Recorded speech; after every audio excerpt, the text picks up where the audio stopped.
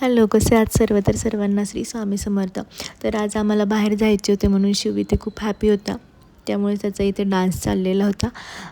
त्यानंतर ऑफिसवरून येण्याआधी सारंगने मला फोन केला होता की आज आपल्याला बाहेर जायचं आहे, स्वयंपाक काही बनवू नको.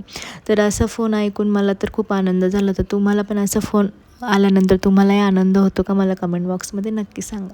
त्यामुळे मी खूप हॅपी होते आज. आणि थोडा वेळ होता, आम्ही लवकरच बाहेर जाण्यासाठी निघालो होतो. तर म्हटलं चला मंदिरात जाऊन येऊया.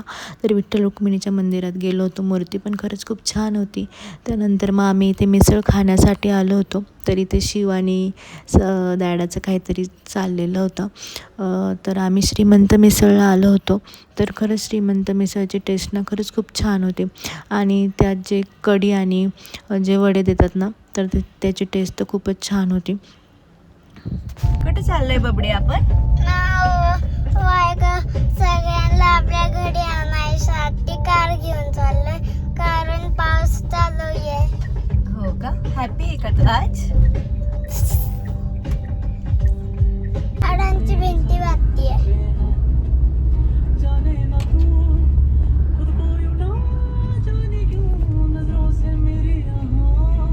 लाईट तर ब्ल्यू कलरची आहे.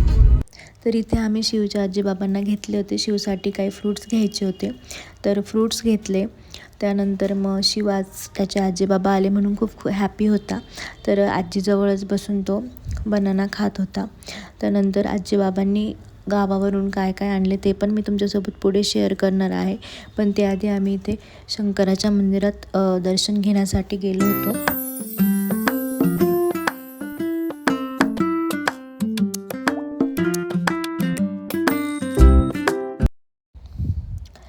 तर इथे शिवच्या आजीबाबांनी काय काय आणले ते तुमच्यासोबत मी शेअर करते. तर इथे शिवसाठी एक कार आणली होती. त्यांना मी म्हटलं होतं की ही कार्स वगैरे नका आणू, त्याच्याकडे खूप साऱ्या कार्स आहेत. पण त्याने आमचं फोनवरचं बोलणं ऐकल्यानंतर तो म्हटलं मला कार पाहिजेच, माझ्या आधीच्या कार्स ज्या आहेत त्या सर्व खराब झाल्या. तर ही एक त्याच्यासाठी कार आणली होती. तर तीच ओपन करून बघत होता कशी आणली आहे काय. त्यानंतर एक त्याच्यासाठी छोटी कढई आणली होती रोजची भाजी करण्यासाठी. आणि त्याच्यावर झाकण ठेवण्यासाठी ही एक छोटीशी डिश पण आणली होती. तर त्यानंतर काही खाण्याच्या वस्तू आणल्या होत्या, जसे की काजू, बदाम, पिस्ता ह्या वस्तू आणल्या होत्या. त्यानंतर तिकडची जी भेळ आहे, लालाजीची भेळ, लासलगावची फेमस भेळ आहे, तर ती आणली होती. त्यानंतर डाळीचं पीठ, शिवला मूगडाळ आवडते म्हणून मूगडाळ आणली होती. त्यानंतर कुरडया आणल्या होत्या. कढीपत्ता पण घरचाच आहे. त्यानंतर गवती चहा, अशा छोट्या छोट्या गोष्टी सगळ्या आणल्या होत्या. त्यानंतर मांडे आणले होते, गुळाचे होते हे मांडे.